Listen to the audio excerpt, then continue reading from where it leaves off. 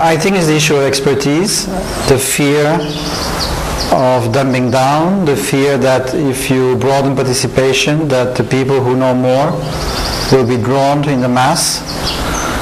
And I think the more hierarchical a society is, the more power experts have, the more fear they have of losing it.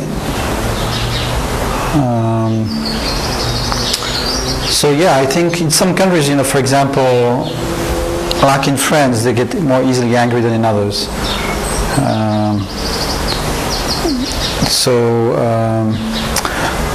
There's this fear that if you open up, that the people who know less will take power, and the kind of quality of society will go down.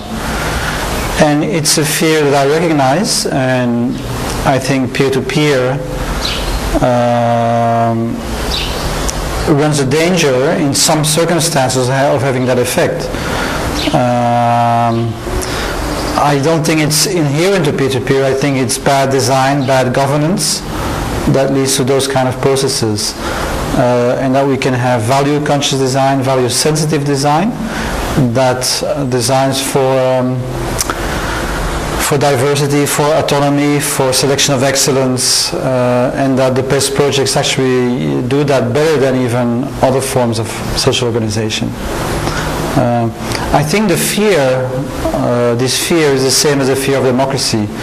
When people started arguing that everybody had the right to vote, there was a very similar fear that democracy would bring the rule of the mob. Now we had 200 years of democracy, and democracy is far from perfect, but who wants to go back to an authoritarian state? Not many people want to go back. Same thing with peer-to-peer. Once it's there, once you're used to it, when you have problems, you try to solve them in a peer-to-peer way. You don't want to go back to the older systems.